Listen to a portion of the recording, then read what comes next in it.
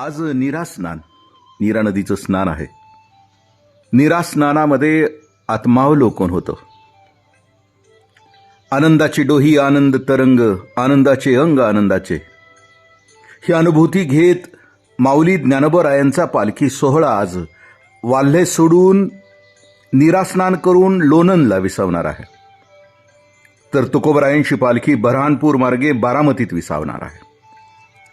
ब्रह्मानंदी लागली टाळी या अवस्थेत वास करू पाहणारे मन आणि या दोन्ही सोहळ्याच्या वाटचालीमुळे वातावरणात आलेली पवित्रता, यामुळे सारा परिसर अक्षरशः अमृतामध्ये न्हावून निघालाय. तसं पाहिलं तर त्या कर्मठ व्यवस्थेतील नको असणाऱ्या चुकीच्या समजुतींना शिष्टाचार समजून जगणाऱ्या व्यवस्थेमध्ये इंद्रायणीच्या पाणवठ्यावर स्नानाला गेलं की माझ्या माऊलींच्या अंगावर दगड फेकले जायचे. ज्यांच्या दृष्टीच्या एका कटाक्षात सारं चराचर पवित्र करण्याचं सामर्थ्य आहे, त्या दिव्य भावंडांना पाणवठा बाटवला म्हणून मारलं जायचं. सहानुभूतीचं काय तर या चार भावंडांच्या बाबतीत सहानुभूतीचा एखादा वैचारिक कवडसा सुद्धा त्या समाजाच्या मनात येत नव्हता. आणि म्हणून सगळं गाव अंघोळ करून गेलं की कुठेतरी एखाद्या सहज लक्षात न येणाऱ्या जागी या चार भावंडांना स्नान करायला लागायचं. उभारेला ध्वज तिही लोकावरी, ऐसी चराचरी कीर्ती ज्यांची. हा अधिकार अंगी सामावलेला असताना या चार भावंडांची झालेली परवड, ती परम पावन प्रयोजिनी इंद्रायणी अजूनही लक्षात ठेवून आहे. माऊलींच्या जीवनातील ती परवड आणि आजचा सोहळा यांचा मेळ घालताना मन गलबलून जातं. जगाकडून मिळालेले खूप आघात सोसतात तेच संतत्वाला पोहोचतात. तुका म्हणे संत सोसी जगाचे आघात. या नायानं जे जीवन जगतात त्यांचेच पुढे या जगात सोहळे संपन्न होतात. आज माऊलींच्या नीरा स्नानाचा सोहळा म्हणजे निव्वळ स्नान सोहळा नाही, तर तो या वारकऱ्यांचा आत्मावलोकन सोहळा आहे.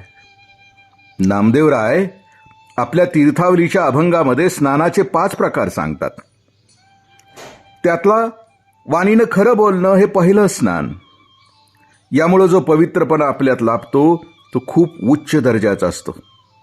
तुकोबराय सांगतात, सत्य बोले मुखे सुखवे अनेकांच्या दुःखे, तुझ व्हावा आहे देव तरी हा सुलभ उपाव.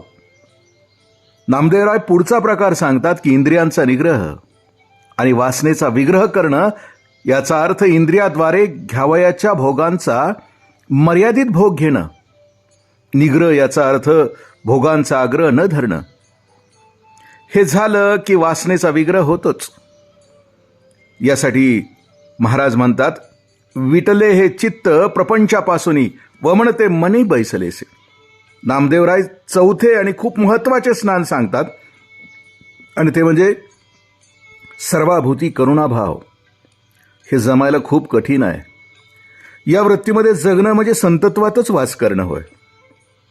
अशा दयाळू व्यक्तीचं दर्शन सहज आपल्याला झालं तर तयाच्या चिंतने तरतील दोषी, जळतील राशी फातकांच्या. या नयानं तो आपल्याला पावन करीत असतो. तो सगळ्या तीर्थांना तीर्थरूप असतो आणि म्हणूनच पांडुरंगाला पंढरीत यायला लावणाऱ्या आपल्या पुंडलिक दादांच्या बद्दल महाराज म्हणतात, सर्व तीर्थे मध्यान काळी येती पुंडलिका जवळी, करीती अंघोळी होती पावन. नामदेवराय 5वं स्नान सांगतात ते म्हणजे पाण्यानं शरीर स्वच्छ करणं. हे तर आपण दररोज करतच असतो, मात्र यामुळे निव्वळ शरीर स्वच्छ होत असतं. आंतरिक स्वच्छतेसाठी वरची 4ही स्नानं आपल्याला करणं आवश्यक आहे. एरवी तरी पांडुसूता आत शुद्ध नसता, बाहेरी कर्मू तो तत्वता विटंबुगा. आपली अशी अवस्था होऊ शकते. माऊलींच्या नीरा स्नानाच्या सोहळ्याकडे पाहून आमच्या नामदेवरायांनी सांगितलेली ही 5ही प्रकारची स्नानं ती करण्याची वृत्ती निर्माण व्हावी, एवढी या पालखीच्या निमित्तानं विनंती.